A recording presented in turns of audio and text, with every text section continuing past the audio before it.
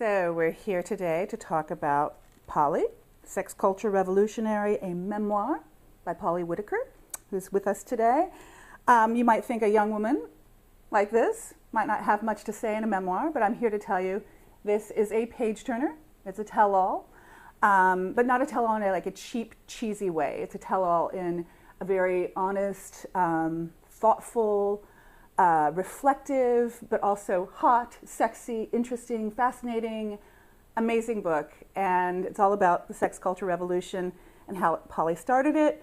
And she's going to talk to us more about it today. Polly, you're here, and we're super excited about your virtual book tour. But let's hear you talk about yourself a little bit. Oh, I love talking about myself. Mm-hmm. Great. As you should. Well, you know, I basically started an event in San Francisco called Kinky Salon, which has since spread to 9 other cities all over the world. I'm also the founder of Mission Control, which is a sex culture event space in San Francisco, or it was until about a year ago when we were evicted, and now it's more of a sex culture on the road community rather than a venue, because we don't have that anymore. I'm also business partners with Christopher Ryan, who is the author of the amazing book Sex at Dawn, and he and I created a social networking site for people with open relationships or people who are interested in exploring open relationships. But it's more of an intelligent kind of conversation site rather than a hookup site, although people do hook up too. Yeah, I should hope so. I just signed up. Oh, good. Looking forward to it. But how did you find yourself actually writing the book? How did you get to creating the book? It didn't just come out of nowhere.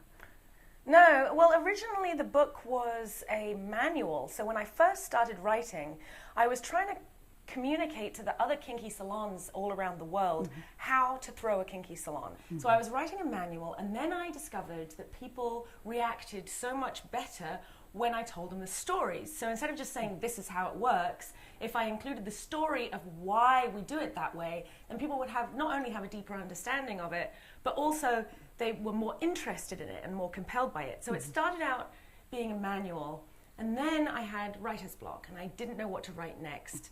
And a friend of mine suggested that I just write about anything. And so I started writing about really personal stories, and I expected originally that it would be more like journaling, and that this stuff would never actually go in the book, and that it was just a way of getting my creative process started. But then it was the most powerful stuff that I had ever written, and I realized, oh, maybe this is all the story of Kinky Salon, and maybe this is really what the book is about. And a lot of that material from the first year I ditched. It never even went in the book. So essentially, it's as if your manual with all of your personal stories becomes this great book that now is an inspiration to people all over the world wanting to create their own kinky salons. So in essence, the manual that was going to help them create kinky salons has actually become a book that inspires them to keep the revolution going, as it were.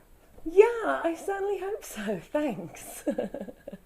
And now we're going to talk about how a manual turns memoir. Next with Polly.